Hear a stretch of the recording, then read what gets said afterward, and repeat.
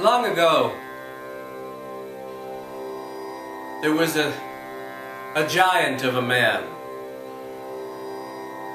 His name was Offero. And Offero was mighty and determined and very strong. And he was born with a mission. He wanted to serve the greatest ruler in the world. So Offero searched, and one day he came to a castle, and he pounded on that castle door.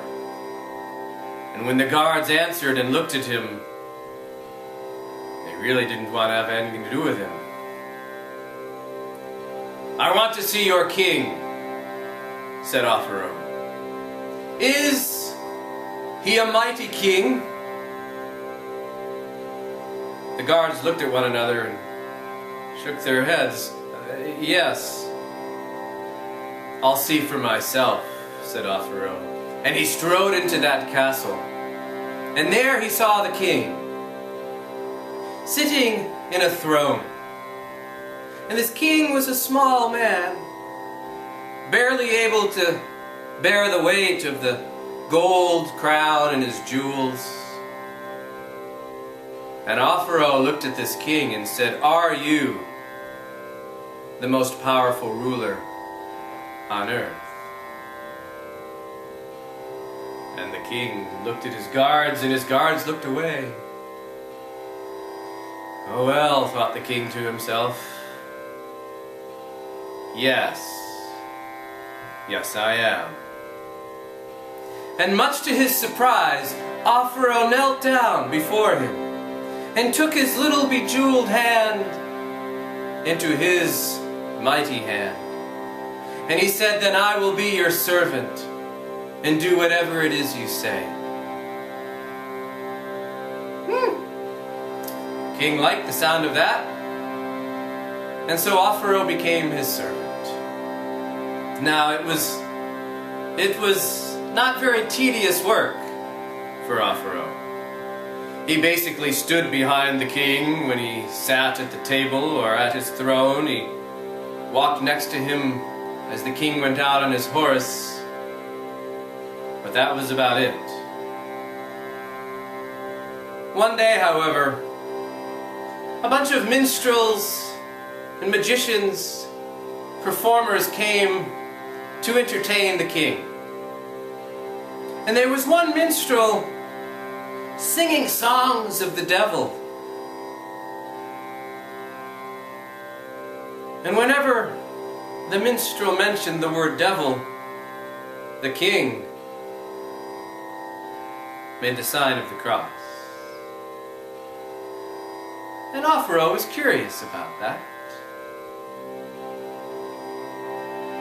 "My lord," said Offero, "I notice you do this gesture whenever he mentions the word devil. Why do you do that?" "Oh," said the king, "the devil. We all fear the devil, even I." "Even you?" said Offero. "Even you? You fear the devil? If that is so, then you are not the most powerful ruler in the world. You have lied to me." And Offero took his things and marched out of that castle, feeling betrayed. He walked for 7 days and for 7 nights. And one day, a man started to walk next to him along the roadside. "May I walk with you, Offero?" the strange man said. "Suit yourself," said Offero. "I hear you are looking for the most powerful ruler on the earth," said the mysterious man. "What's it to you?" I'm looking for someone named the devil, Satan. You have found him, said the man. You, said Offero. But there was something in this man's eyes that told Offero he was telling the truth. And so Offero said, I will be your servant because I want to serve the most powerful ruler on earth. And they went along their way. And this service was much more exciting than the last. Ah, they got to rattle men's souls. They got to tear down entire towns. And the devil could show them the entire galaxy with a sweep of his hand. And one day, the two had just left a town. They were walking down a dusty road. And in the middle of the road was the shadow of a cross coming from a church. And the devil, when he got to the shadow of the cross, walked around it. Offero noticed this. Satan, I noticed you walked around the shadow of that cross. Why? Because, said Satan, it is the cross of the Christ, and it is foretold that he will defeat me in the end, and so I fear that cross. And oh, did Offero bellow. Then you have lied to me too, said Offero. You said you were the most powerful ruler on earth, and you have deceived me. What does it matter? We're having a great time, aren't we? Said the devil. I have a mission, said Offero. I am seeking to serve the most powerful ruler, and you are not it. I will go, and I will find this Christ, and I will serve him. And off Offero went, looking for the Christ. He traveled for many days, and at last, hungry and cold and tired, he came to a hut, and he knocked on that door, and an old disheveled man answered. I am hungry, said Offero. I am hungry, but I am on a mission to serve this Christ. Do you know where I can find him? You have found him, said the old man. You, said Offero. No, not I, said the man, but I serve him, and you may come in. And Offero had to duck through that doorway, and when he came into that hut, and he saw the dirt floor and the meager surroundings, he thought this Christ must be a hard master. I want to serve the Christ too, Offero said, but I don't know how. I have an idea, said the old man. Down the path there is a river, and that river, there used to be a ferryman there who would carry people across on a little ferry boat. But he has long since passed away, and now the ferry boat is broken, and there's no one to take people across. You go, fix up the ferry boat, and take people across the river, but do not ask for any money. Do it because you serve Christ the King. Sounded like a strange thing to Offero, but he went. And when he saw the ferry boat smashed on the riverside, He said, I don't need a ferry boat. I have strong shoulders. And so he would bear people across the river on his shoulders. And he would ask for no payment, and when they offered payment, he would refuse. And he did that for many years. Until one day, a storm blew in, unlike any other storm. It was a wild and raging night. And Offero went into his hut that he had made, hung up his cloak, rested his staff against the wall, and sat down to have some soup, for he knew no travelers would be out on a night like this.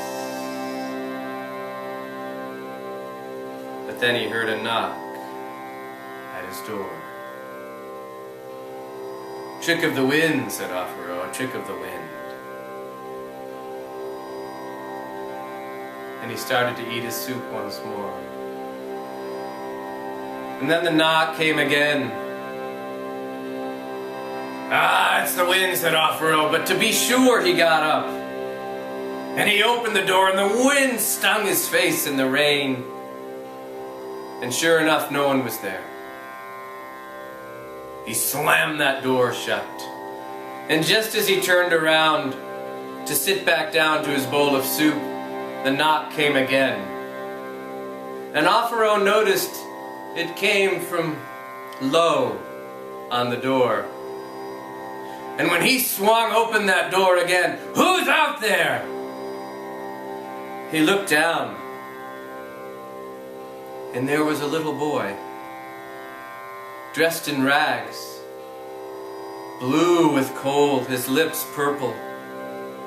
And Offero picked up that boy, swooped him into his arms, carried him into his hut, wrapped his cloak around him, and gave the boy his warm soup.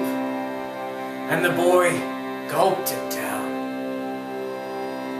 What are you doing on a night like this? Offero said to the little boy. I must cross the river tonight, the little boy said. No, no, no. Not tonight, Offero said, not tonight. For it is a wild night, and the river is flooding, and it is storming and hailing and raining. I must cross the river tonight. Offero looked at that little boy and said, my son, not even I can make it across the river. Wait until morning. Whatever it is you have to do, it can wait until morning. The little boy put his hand on Offero's knee and said, I'm crossing the river tonight. If you don't take me, I will go alone.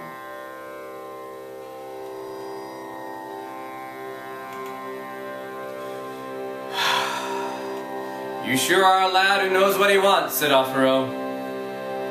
And he took his staff, and he lifted that boy onto his shoulders, and he said, we may not make it. I will do my best. Hold on tight to my neck. And Offero went out of his hut, took a deep breath, and stepped into the river. He expected it to be cold, but it took his breath away. It was so cold. Hold on tight, he said to the boy. We'll be all right. And one foot after the other into that cold, freezing river, Offero went, holding the boy as best he could. Logs came by, crashing into Offero's sides, but he stayed standing. He dug his staff into the ground of that riverbed and kept moving. And with every step, this boy, who just moments before was like a feather on his shoulders, seemed to weigh like a sack of iron. And with every step, the water rose. It got up to Offero's shoulders and neck. Hold on, cried Offero, "we are almost to the other side." And with every last bit of strength, Offero fell on the other side. And the little boy scrambled off of his shoulders, safe on the other side of the river. And Offero was too tired, too dizzy to realize that the young boy grabbed him by the hair and pulled Offero up the riverbank. Offero looked up at that boy. And when he looked at that boy, the boy was shining golden light. "Funny," said Offero. "You weighed so much on my shoulders, I don't understand." "Offero," said the boy, "I am the Christ. And you carried me on your shoulders tonight, and the weight of the world with you. From this day forward, you will be called Christopher, the one who bears the Christ on his shoulders." And Offero, realizing he had finally fulfilled his mission, breathed his last, happy and content.